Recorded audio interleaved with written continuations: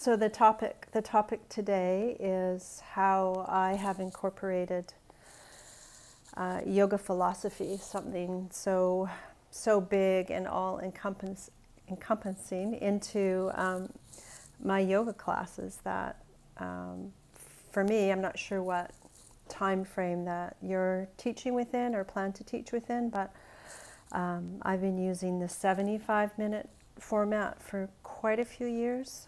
I started with the 90, and for some reason it seemed to change years ago to shorter classes. So within a 75-minute yoga class, it's challenging to have time for meditation, for settling, for pranayama, for the posture, the movement practice, for shavasana, and then to add on that, how do we share the teachings? How do we bring yoga philosophy into our classes? To be very honest, the first many years of teaching, I did not incorporate yoga philosophy into my classes for a few reasons. I was first of all, it actually didn't really interest me in the beginning. I was very focused in the physical body. The physical body for me was sort of a way into understanding myself. I became more interested in yoga therapy, so I studied yoga therapy. I studied cranial sacral therapy. That was really my love and my passion for the first many years of my teaching. I also found, so I started practicing yoga when I was about 30, and I became a yoga teacher in my sort of middle 30s when I already had a young child. He was 3. And so I had lived a bit of life. I had a university degree. I'd traveled. So I found when I started to go to yoga classes, and these usually younger teachers were, to me, it felt like they were telling me how to live my life. And in truth, they were probably just very earnestly trying to share some teachings. But I took it as, how can you tell me how to live my life? What do you know? That was my cynical side. So I kind of had that perspective of sharing the teachings. And I also had this presumption that my students didn't want to know about it, that they would find it weird or esoteric. So I had that piece. And then I still am a very shy person, and I just did not feel comfortable. Like, how do I share something I don't even really know or understand myself? So that was a big story in my head that was an aversion for me of not only learning more about yoga philosophy, but yeah, how do I bring it into my classes? If it's not relevant to me at that time, it wasn't. And I truly believe with everything, we can only teach what we know, what we embody. So I knew, though, that I would go to I had a teacher, she's still my teacher, who managed to share the teachings in such a beautiful way that I was like, oh, I wish I could do that. I wish I could find a way to do that. And around that same time, a yoga teacher friend of mine gave me this little gem, if you can see it, the Pocket Pema Chodron. She knew about Pema because I had shared my Pema books with her. Pema Chodron has always touched my heart. She's been a favorite teacher. Probably I would say she was my first teacher to introduce me to, I didn't even know it was Buddhist philosophy. I just knew that she was speaking to me in a way that it was awakening me. It was like, maybe I don't have to think this way. Maybe I don't have to feel this way.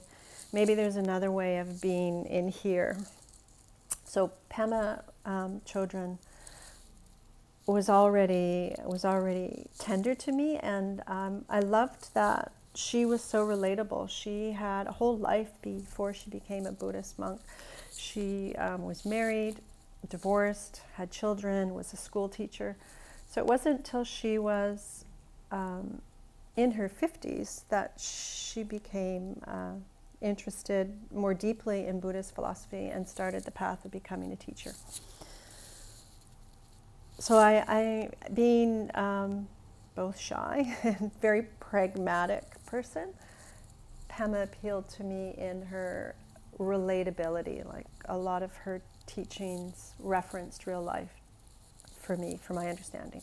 So I had this Pema, pocket Pema, and I wanted to share it with my students.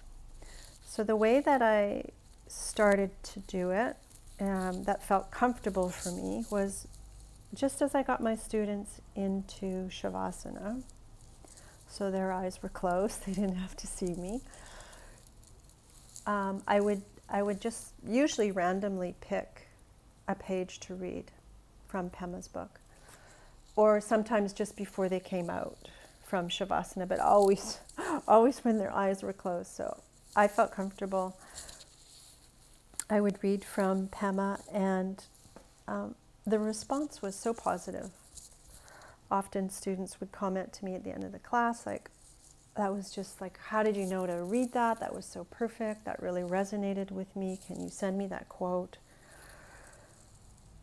So I knew that there was a desire for many of my students to know more, to be open to hearing more about the other layers of yoga than just the physical practice.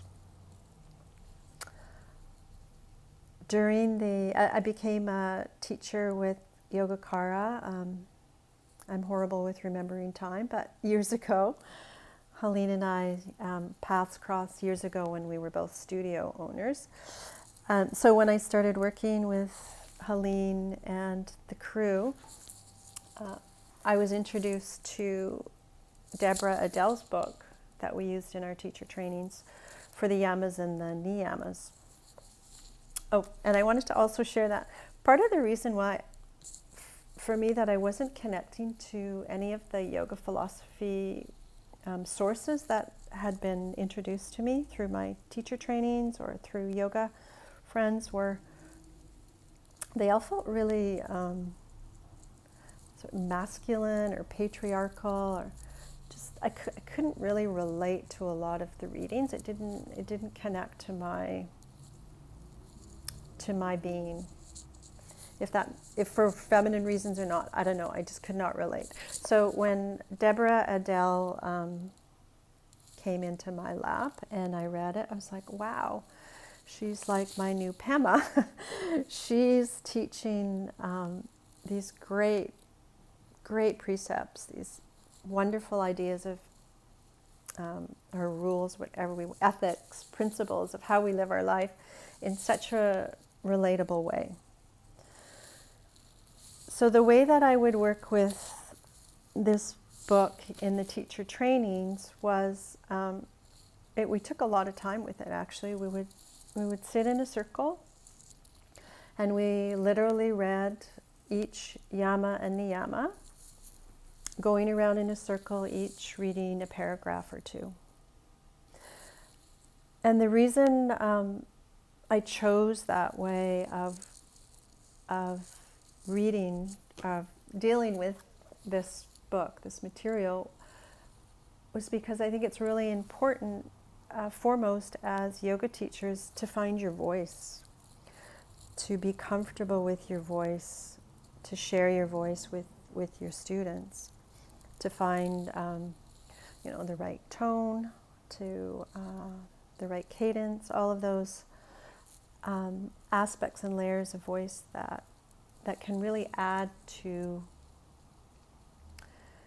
your teaching to being a teacher that your students can connect with. So we would take time reading page by page by page of each yama and niyama, and at the end of each one we would spend time journaling. So I usually would have a few questions to put out, and after we all had time to journal to answer these questions, I would open it up to discussion. And always amazing discussions arose from this book, and I'm sure it's because it's so anchored in, well, Western culture for sure, Western primarily, probably white culture, but anchored enough in a culture that I think most everybody in the trainings could relate to. So I loved that aspect of the teacher training, and felt that I wanted to somehow bring that format into my teaching with my students. But I knew, like, in the 75-minute class time, that just wasn't going to happen. I just happened to be having tea with another yoga teacher, a friend of mine, and we were both talking about how we were feeling a little frustrated by how watered down the practice of yoga had become in Vancouver. That was our perspective of it. Not everywhere, but at that time there were a couple of really larger studios, and our experience and perspective of what they were teaching was just very asana focused, almost to the point of sort of gym mentality. And we thought, well, how can we share more of the teachings of yoga? What kind of format can we use to make that palatable and fun and exciting for our students? So we decided that we were going to offer a weekend retreat, just 2 days, a Saturday and a Sunday, and we would start at the beginning, because we both really loved the Deborah Adele book and agreed that we wanted to work with that. So we would start at the beginning with Ahimsa and Satya. And I actually just pulled the poster up on my screen here, because to give you a little insight into how we put it all together. So I think I took Ahimsa and she took Satya. And we both went away and played with ideas of how we were going to incorporate that yama into a weekend retreat. So we both went away and did our creative work, which my first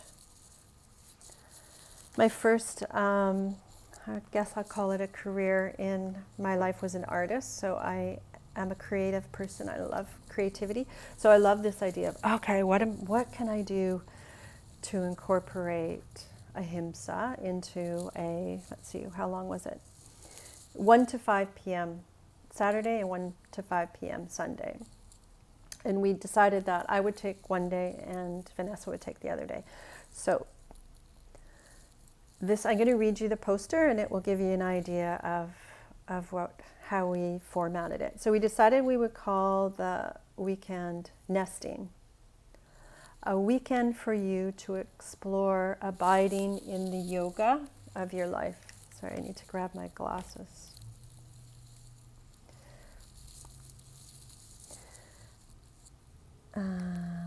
Yoga weekend with Vanessa and Nancy. We are presently living in challenging times of world strife and disconnect. So this was 2018. We were already living in times of strife and disconnect.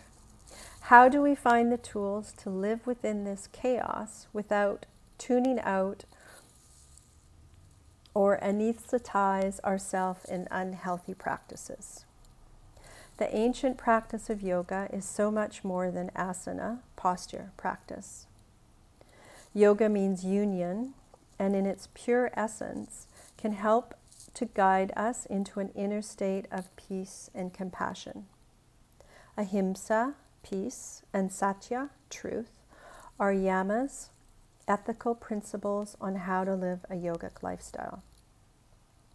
Over the course of this weekend, we will investigate and contemplate ways to incorporate these principles into our present day life. The intention of the weekend is twofold: to deepen your knowledge of the ancient wisdom of yoga and to settle into your own inner well of ahimsa and satya. In essence, abiding in the yoga of your life. The weekend will include teachings of ahimsa and satya, mantra, meditation, guided hatha and restorative yoga, and yoga nidra. So we put that poster together, we sent it out to our students, and we were just overwhelmed with response. We were limited in numbers because of the studio space we were renting, but like it filled up right away, and sort of in an interesting, and I was grateful for it way. It was only women, not that I don't love men. I have a son, I have a husband, but for Vanessa and I, there was something comforting about, okay, this is new for us. It's kind of outside our comfort zone. And it just felt more easeful for us, to maybe safer to have just a group of women. So we had a great group of women, and Joanna from Yogacara was there, which made me very happy to see her in that space and in that group. So we offered that weekend, and most everybody who attended asked us, like, okay, when's the next one? So we continued. Actually, Vanessa went off and did her own thing, and I continued to go through the Deborah Adele book with weekend retreats, working with two yamas and then two niyamas. And it was pretty much, it became like a similar group of women, and they might add a friend or bring a friend. So I taught those for many weekends. I can't remember. I think we got all the way through the book, or almost all the way through the book, and then two things happened. The space that we were using closed, and then shortly after that, we have our new world pandemic, COVID, so everything really shut down. So that's how I began to incorporate the yamas and niyamas into these weekend retreats. And from those weekend retreats, it just made me start to feel a little more comfortable with the material. So I felt I could start to share little pieces with my students.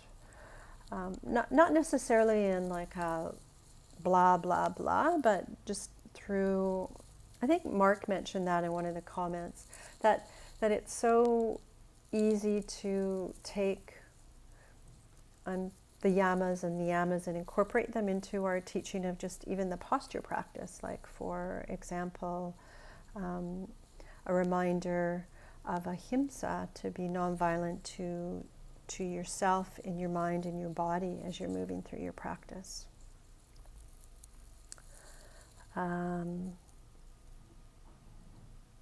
couple of things that I wanted to state is that it has to come from, well, I think it has to come from authentic place. So if you're like, where do I even begin? I have no idea. Georg Fürsten, who is a beautiful,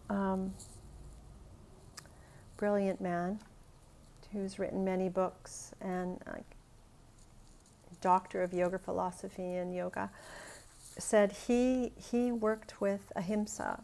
Like, he never got past ahimsa his whole life. Like, there's so much within ahimsa that we can learn for ourselves and share with our students. So if you don't even know where to begin, pick ahimsa.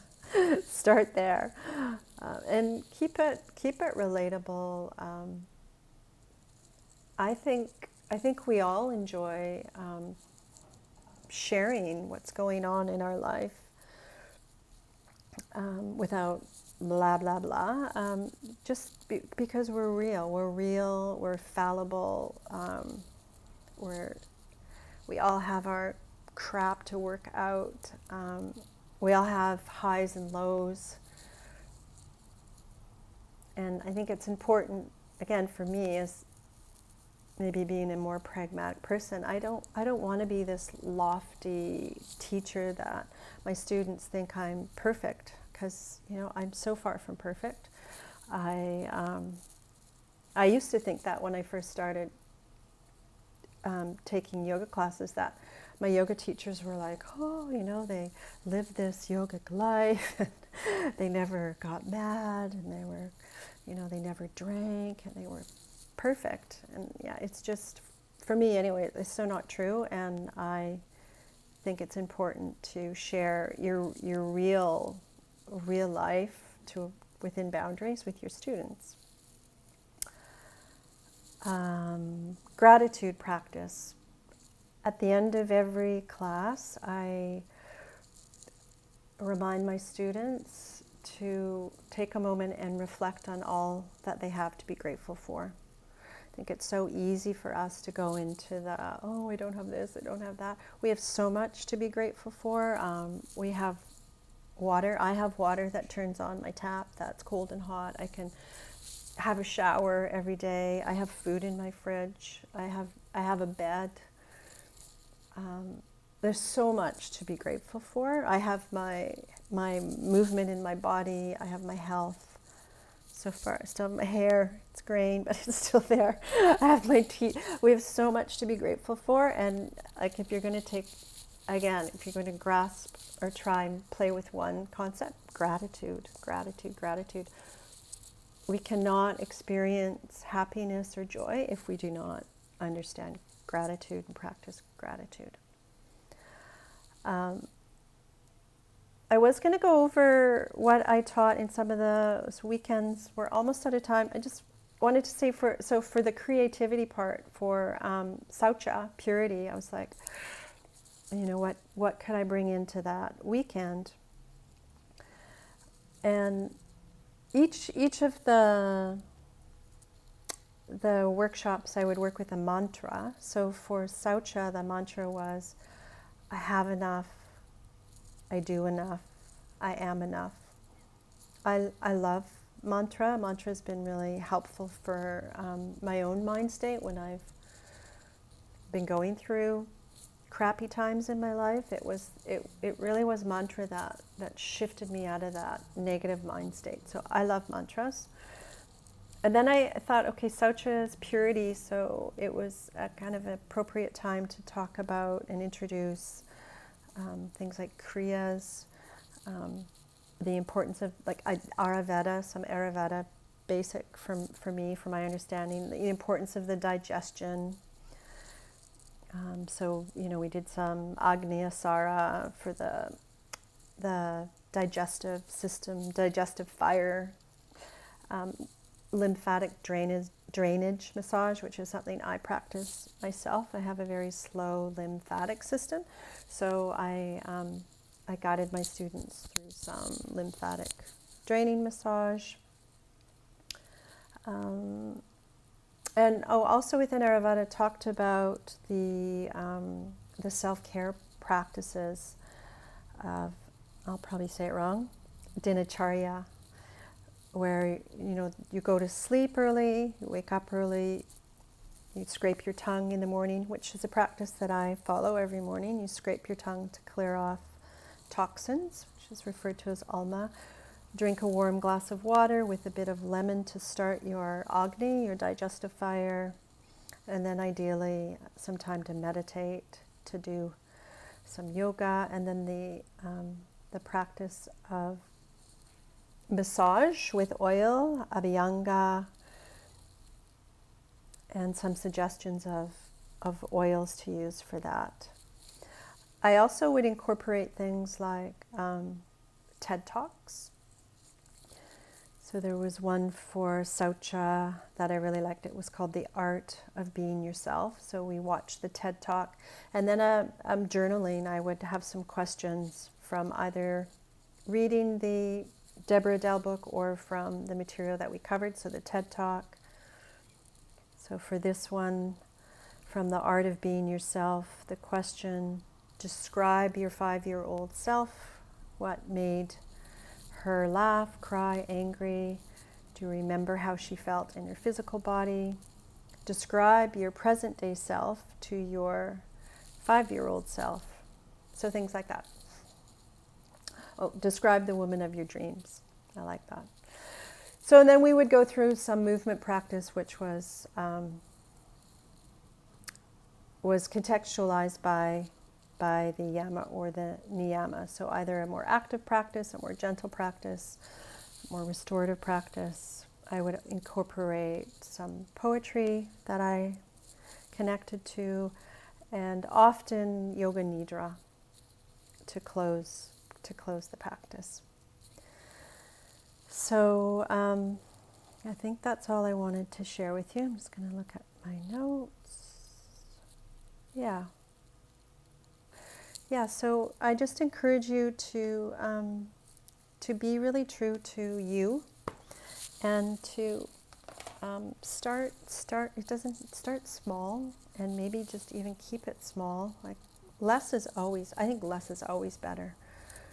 Cramming a bunch of information into a class, I don't think is ever really very effective. I don't think there's no space for it to land, for students to absorb. So that's my piece on sharing the teachings. And as I said at the beginning of class, please send me any questions, any comments. I'm super available and happy to share with you anything that I can from what I've been teaching for I'm heading into 21 years now. And 59 years of life, unbelievably. So, I hope you found some of that helpful. And practice, and all is coming.